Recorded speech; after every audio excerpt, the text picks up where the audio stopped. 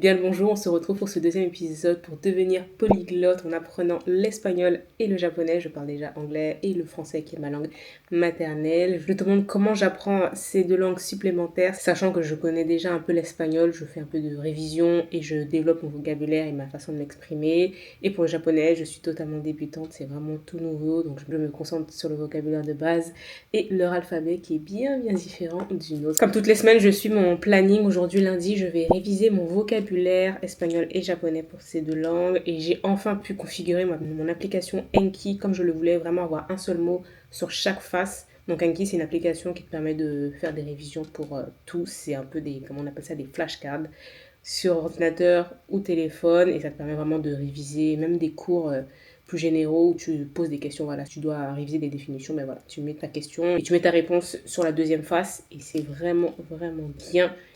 Dessous, debajo, à chaque fois je dis se levantarse, la banane, el plátano, la plátano.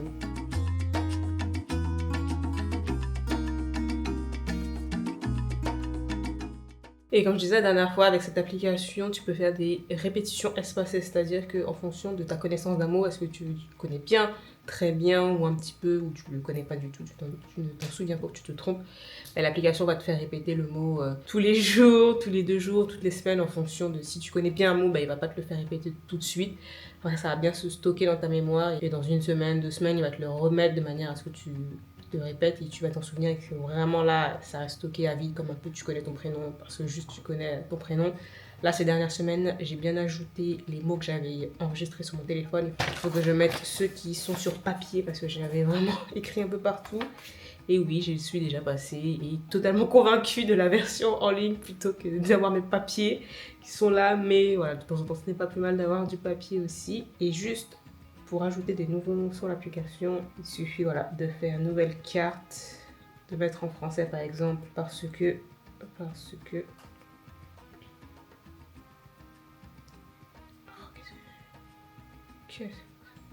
Et porque. La dernière fois, je faisais aussi à mon cochon et je voulais absolument savoir comment dire en espagnol. Et c'est rehogar, faire revenir dans la cuisine, c'est roussir du coup. J'ai ajouté là 9 mots. Je devrais réviser là 14 mots. Dans moins de 24 heures, 5. Demain, je devrais réviser 4 mots. Et d'ici moins d'une semaine, 76 mots. Là, je vais refaire un petit tour et après, je vais me sélectionner une dizaine de mots de manière à faire des phrases un peu du quotidien, que je mette encore une fois les mots dans un contexte et pas juste apprendre les mots par cœur comme ça, même si avec moi ça fonctionne très bien. Et encore une fois, fais des exercices qui te conviennent, teste plusieurs choses et après tu vois à peu près ce qui te convient dans la façon de travailler, ce qui te plaît à faire. J'ai trouvé un équilibre entre ce qui te plaît et ce qui fonctionne.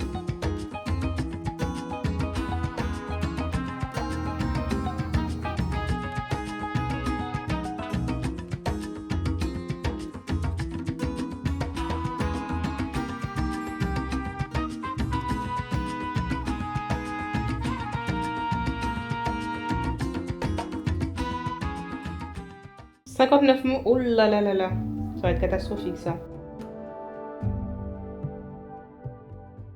Aujourd'hui, je vais travailler sur ce livre que je viens de récupérer à la bibliothèque. Pourquoi acheter quand on peut juste emprunter gratuitement? Il y a plein d'exercices, de cours. C'est vraiment un cours, c'est un livre de cours avec des exercices.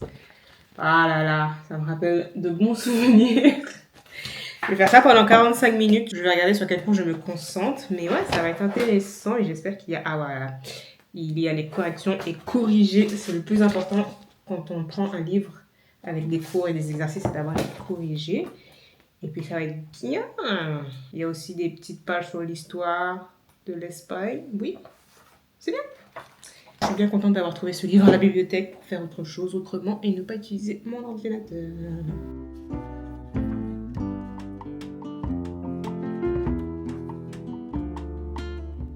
El deporte, le sport, el estadio, la piscina, el gimnasio. Tu vois, c'est bien elle. También voy a sentarme en una terraza de la casa mayor con un tinto de verano.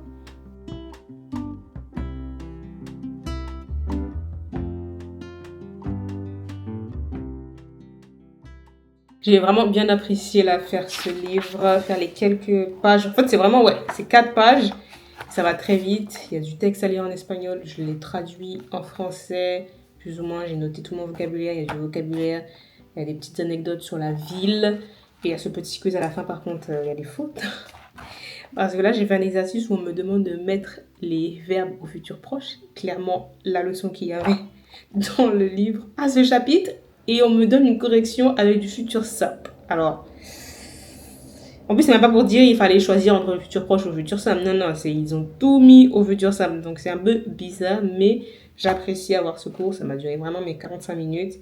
Et je vais continuer à le faire. Et potentiellement continuer à travailler sur ça, sur les pages au fur et à mesure. Voilà, je choisis ma page en fonction de ce qui me plaît. Je voyais un peu de dialogue, mais en fonction, après il y a des choses que je connais déjà, pas besoin d'y retourner. Et là, je vais passer au japonais, je vais suivre les cours de tous au japonais et je vais me concentrer sur quelques verbes.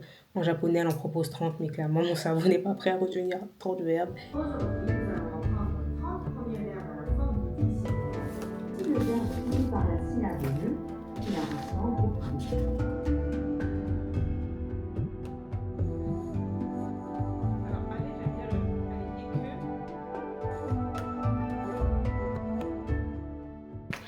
Mon cerveau est en ébullition. Je ne sais vraiment pas comment j'ai fait pour apprendre autant de vocabulaire dans les autres langues. Je ne sais pas pourquoi c'est juste que je me mets une pression sur le japonais, mais comment on fait en fait pour retenir tout ce vocabulaire quand on n'a aucune notion de phrase, de comment conjuguer les mots, etc. Comment on fait? Je ne sais pas, mais là, c'est vraiment la pure mémorisation sans rien à côté. Je n'ai fait que 10 verbes parce que c'est déjà beaucoup. On verra le reste plus tard. Et très très bonne journée. J'ai plutôt fait 30 minutes là de japonais, plutôt 45 minutes parce que c'est trop, mon cerveau n'en peut plus. Et puis je suis aussi fatiguée par ma journée de travail. Et on se retrouve demain pour plus d'apprentissage. On se retrouve pour une nouvelle journée. Aujourd'hui, je ne vais consacrer que 15 minutes par loin parce que mes journées se terminent de plus en plus tard. Hier, c'était catastrophe. En plus, j'ai beaucoup travaillé. C'est normal, j'ai un événement qui arrive dans 2 semaines. Mais voilà, je vais quand même faire un petit peu. Faut mieux faire moins longtemps, comme ça moi je suis sûre de travailler quand même plutôt que de me dire non, je vais faire ça plus tard et je fais 3 heures une journée et ne rien faire les autres jours. Ce n'est pas bon. Pour l'espagnol, là, je vais réviser un peu de vocabulaire sur le voyage. J'ai pris ce livre à la bibliothèque avec l'autre aussi. Ça parle de plusieurs sujets, tout ce qui est faire connaissance, les intérêts, demander son chemin, être en avion, la location, l'hébergement, compte la table, la loisir, la santé. Et il y a même beaucoup de vocabulaire à la fin. C'est vraiment un dictionnaire à lui tout seul. Je vais regarder les phrases et les vocabulaires qui m'intéressent le plus, surtout pour mon voyage à venir. Je vais regarder s'il y a un petit peu de professionnel pour que je puisse faire mon petit briefing en espagnol. Là, je travaille toujours sur cela et surtout pour la suite, vu que je vais aussi être en voyage. Donc, on veut discuter en espagnol avec tout le monde. C'est parti. La conjugaison aussi, c'est génial.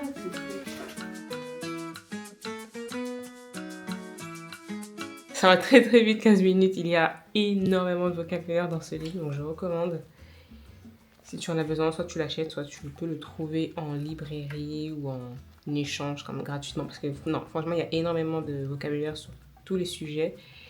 Et je vais passer à l'espagnol, au japonais, 15 minutes aussi. Là, je vais par contre réviser mes hiragana, réviser avec mon application et utiliser YouTube pour lire des mots, juste lire les sons en fonction des sigles que je vois. On va voir ce que ça donne parce que ça fait un moment que je ne les ai pas révisés. Normalement, je les fais une fois par semaine. C'est peu, mais j'essaie de forcer mon cerveau à retenir les choses. Donc, c'est l'application Kana, toujours. Je connais tous les sigles, les particules A, I, E, A, I, U et O. Et après, je connais les K, S, T, N, S, I. Ah, celui que j'oublie tout le temps, ça c'est qui? Sakana. Sakana. Tsukue. Tsukue.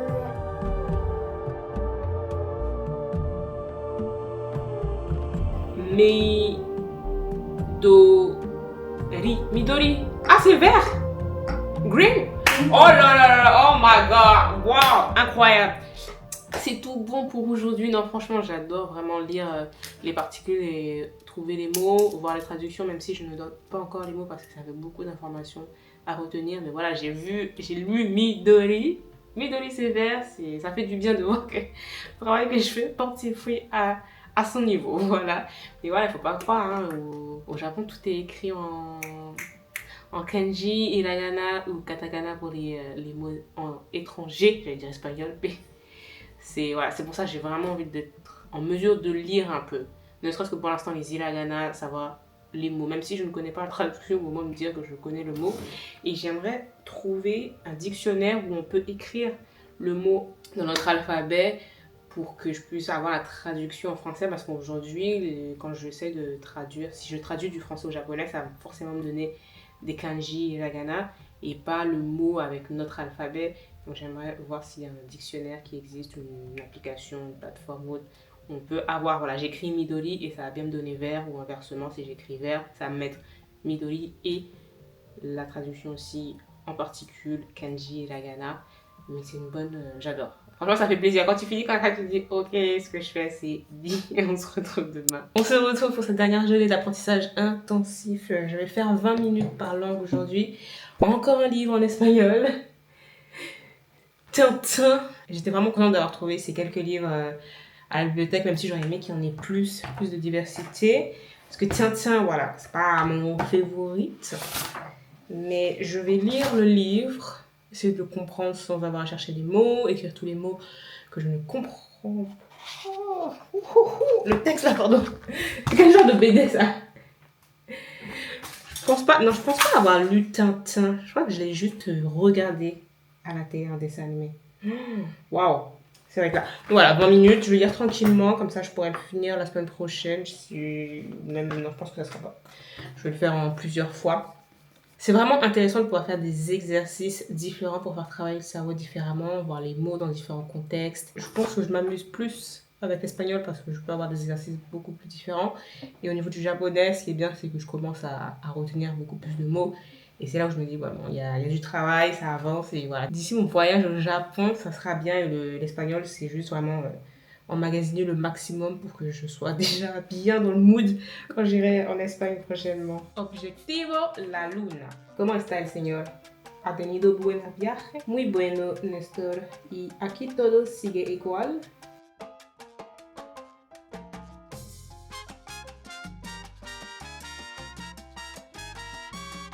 875. La lecture, c'est bien pour prononcer et découvrir de nouveaux mots. La seule chose, c'est que tu t'arrêtes toutes les 5 minutes pour chercher le mot. Ah, ça veut dire quoi? Ça veut dire quoi? Ah, ça, c'est conjugué à tel temps et tout.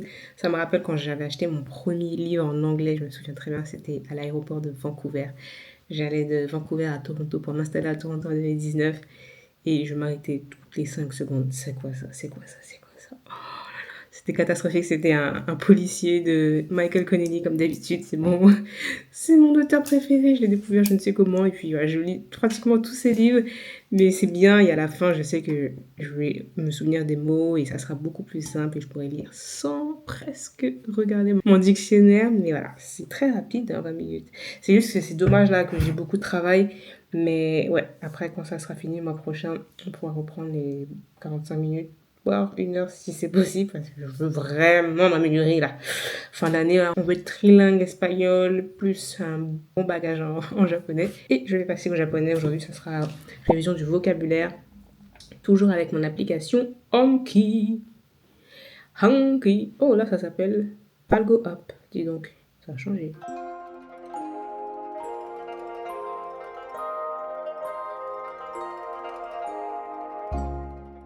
C'est tout pour cette semaine. Aujourd'hui, japonais, c'est bien. C'est dur, encore une fois. Je le dis tout le temps, mais le vocabulaire, je me demande vraiment comment j'ai fait pour apprendre tout le vocabulaire en anglais et en espagnol. Mais ça rentre doucement. C'est à moi aussi de voir de nouvelles méthodes pour que ça rentre avec des images. Ça fonctionne très bien aussi. Moi, je sais que les images, ça fonctionne bien. Écrire à chaque fois le mot maison, IE, chaussures, fuck, et si je les écris à chaque fois, à un moment, ça va finir par rentrer. Et le mois prochain, je vais tester des cours en ligne. Il y a l'application, oh my god, Voilà, il y a la plateforme Italki où on prend des cours soit au jour le jour, c'est un cours à la fois, ou sinon tu prends, il me semble, une espèce d'abonnement avec un certain nombre de sessions, mais c'est pas un abonnement mensuel, c'est vraiment, tu prends un pack où tu prends juste la session du jour. Je pense que je vais tester pour l'espagnol et le japonais. Les japonais, ça sera surtout pour pratiquer et apprendre avec un professeur. Je pense que j'ai vraiment besoin d'avoir un professeur avec moi pour le japonais. L'espagnol, ça sera surtout pour pratiquer. Et là, ce qui est bien, je trouve, quand même, avec cette plateforme, c'est parce que c'est par session. On peut tester différents professeurs. Bien sûr que je vais prendre des personnes qui sont natives de l'Espagne ou du Japon, pas des personnes qui ont appris la langue, bien sûr.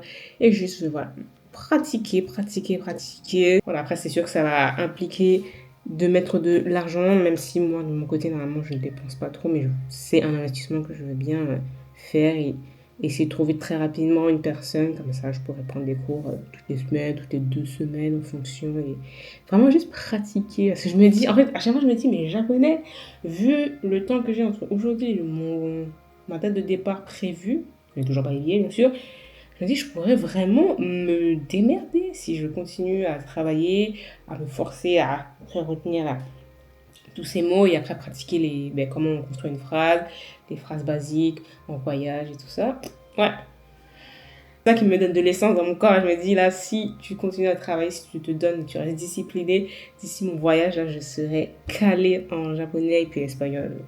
Voilà, de toute façon, l'espagnol, c'est pour l'espagnol, c'est toujours... c'est pour que ça soit là à vie, mais vraiment, j'espère que je vais pouvoir tenir le coup, même si je sais qu'il y a d'autres projets pro qui arrivent et qui vont prendre du temps. Mais je ne lâche pas le combat, on est là pour devenir polyglotte. Et puis merci d'avoir suivi cette nouvelle semaine avec moi. On se retrouve le mois prochain pour un nouvel épisode où je vais avoir ces cours avec des professeurs en ligne. Je vais faire un petit débrief aussi de comment est cette plateforme. Et d'ici à la prochaine fois, enjoy your life!